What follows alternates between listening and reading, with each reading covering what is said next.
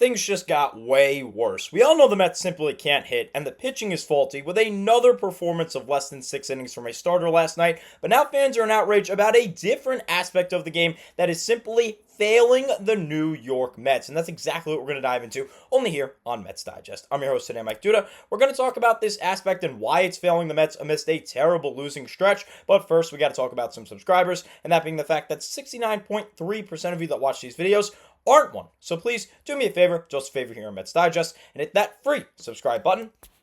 That way we can bring content to you about the amazing. So without further ado, let's go ahead and dive right in. Starting it off with all of the defensive problems last night. That is the problem that is now starting to fail the New York Mets amidst a really bad losing stretch.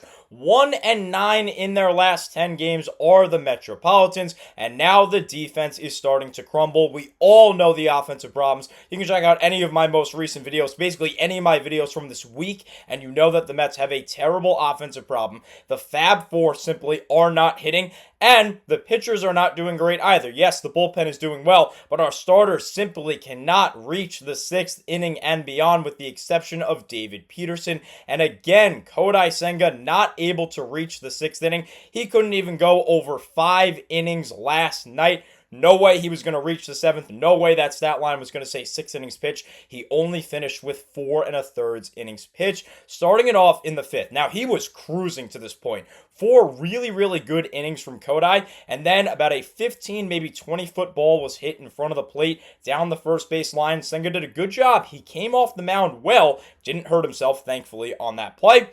Came off well, looked like he should have easily made the play. It was a high one-hopper. He ended up grabbing it, but he tried to set his feet while he was in the middle of the air, and that obviously doesn't work. He lost the ball on the transfer, then it falls to the ground, and he didn't even attempt to throw out the runner. So runner on first, nobody out, and we'll get to this in just a little bit. Senga was frustrated with himself, and then came a Bryson Terang home run. 2-2 ball game, and then later, with Brooks Raley in the game, the Mets gave up the lead. Now, we'll get back to this to talk about that catcher's interference in just a little bit, but let's hear what the skip had to say about Senga overall. He was asked if that error by Kodai ended up impacting his game on a mental side, if the skip thought so, and he said, I don't know. I mean, I thought he was a lot better today, especially with the way the ball was coming out. He was 96 from the first inning. That's good. 96 miles an hour on the fastball. And then in that 5th right there, he doesn't make that play, and then first pitch cutter over the middle, and simply the game is tied. Then probably a couple of balks, a catcher's interference. We'll get to that in just a second. Maybe. I don't know. There were a lot of better signs today. We didn't make a play, a couple of errors, and then a couple of walks, but there were definitely some positives from Senga today. Now, overall, you guys have heard me. I've harped on Carlos Mendoza. In fact, I've even said there might be a chance that he should be fired. He simply doesn't talk to the media well because he always protects his players. And that's a good thing most of the time. You usually do want to protect your players. Say, look, I get it. I know this is happening, but look at this, right? But sometimes you need to say, hey, he's in a slump. Hey, he's not doing well. Sometimes you need to admit, like in this situation, yes, that got to Kodai Senga's head. And why do I say that definitively? Well, look at this. He's obviously very upset with himself. He was mad that he didn't make the play, and that ended up showing through the rest of the inning. I'll show you the box score in just a little bit. Senga was doing incredible. 4 phenomenal innings. He was looking great. Back to that Kodai Senga that we all wanted from before the injury when he got hurt coming off the mound, funny enough. And then he makes a play coming off the mound, or rather cannot do so because he doesn't come up cleanly with it, then gives up a homer the next pitch. Then he gets a pop-up, great, but then he walks the guy, and then this is what got me the most. This is why Francisco Alvarez is in the thumbnail that you guys saw. He reaches base on a catcher's interference, that being Sal Frelick. It was a ball hit to Jeff McNeil. He fields it, flips it over to Lindor. In fact, it was a nice play by McNeil. I was like, yeah, way to go. And then it gets called back. You see on the replay, Sal Frelick, he is pointing back to home plate the entire time amidst running to first base. And after further review, yup, it was indeed a catcher's interference on Francisco Alvarez. Then he ends up getting first base on that. Ortiz advances to second. Senga walks Contreras. Then Mendy goes to Brooks Raley and he hits Collins in the foot. 3-2 game, and that, of course, was the final score. Now, not only from the reaction can you tell from Senga's reaction that Mendy was wrong in saying, yeah, I don't think that impacted him. It obviously did in terms of the stat line. Keep in mind, I told you, he pitched 4 amazing innings to start off last night. He was truly dominant. 1 hit and 1 walk over the first 4 frames. But then he gets into some trouble. 3 runs, 1 earned, 3 walks, so 2 walks in the inning, like you guys saw. Only 2 Ks last night, 79 pitches. He had to get pulled, and then the bullpen had to pitch another bulk game. 3 2/3. You saw 1 from Raley, 1 from Soto, 1 from Rogers, and 2/3 from Ryan Stanek. Now, this isn't just a problem from last night. This is a problem throughout the losing stretch, and it's upsetting because this was never really a problem. Here's the last thing that we saw. This is how the game ended, which I thought was a very interesting way to end. You see at the bottom here, Jeff McNeil singled to center, and Starling Marte was thrown out at the plate, and this is refreshing to see on the Brewers' end of things. The Mets overall have been a good defensive team. We'll take a look at the metrics in just a little bit. The Mets are simply right behind the Brewers. They are in 12th, the Brewers are in 10th, and the Mets are tied for 12th. So that means that the Brewers being in 10th means the Mets and the Brewers are right next to each other on the defensive front in terms of errors per game. However, the Mets defense has simply faltered of late. This is what I was talking about earlier on the last play of the game when Starling Marte, he hits a double to extend it. Mets only had 3 hits to this point, keep in mind, and then Marte doubles.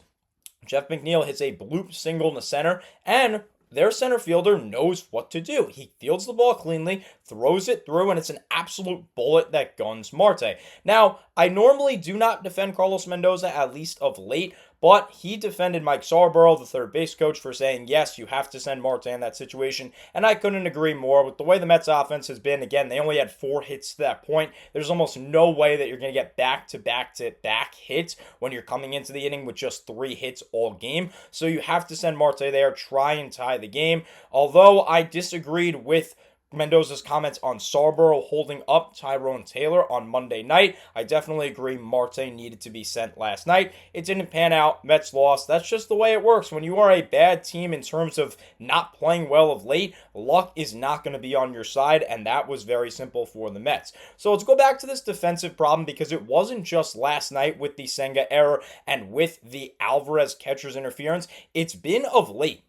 8 errors in the last 10 games for the New York Mets. That is 0.8 errors per game compared to their season that you see on the screen right now with the Mets in 12th at 0.47. Obviously, 12th best in the MLB. That is pretty solid. And now this may not seem significant, but if you average 0.47 errors per game, that will be 76 errors throughout the season. Less than half of an error per game, or 1 error per 2 games, give or take. If it's 0.8, 130 errors throughout the campaign, nearly 1 error per game instead of an error per 2 games. That is significant. That can be the difference between a couple of wins and a couple of losses, and we all know well when it comes to standings, 1 win or 1 loss could be the difference between making the playoffs or not, getting a 1 seed or not, getting a bye or not, all that kind of stuff. And it's surprising too that the Mets are having they're having a good defensive year this year. 0.58, as you could see, errors per game last year. They're down to 0.47, and that's a little bit inflated because they haven't played good defense as of the last couple of games. Now, that's also a significant difference. 0.58, their errors per game in 2024 was 94 total average throughout a 162-game season. As for this year, 0.47 will put them on pace for 76 errors. That is 18 difference. That's a difference of 18 errors. That is significant. These numbers, they're small. They're always going to be small because baseball players in the MLB tend not to make a ton of errors. But the Mets have been making errors of late, and it's obviously backfiring on them. them. Look at Kodai Senga last night. Look at yet another loss last night.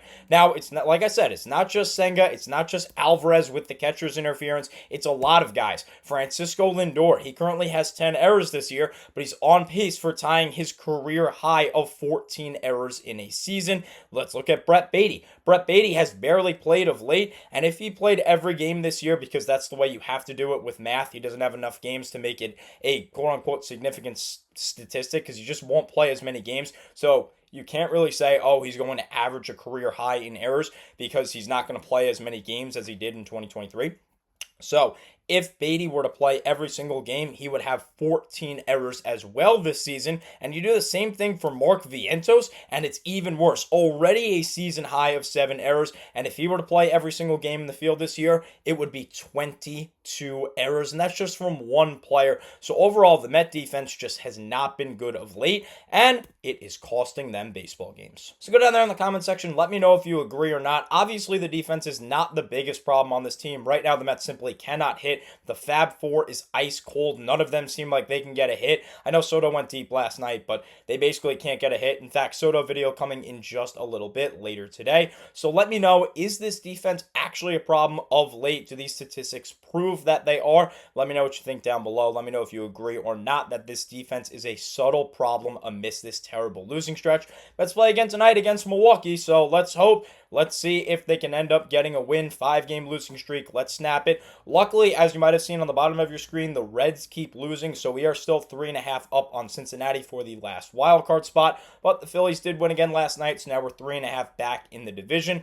So, unfortunately, that's all the time I have for you in today's video. Thank you so much, as always, for watching, and let's go Mets.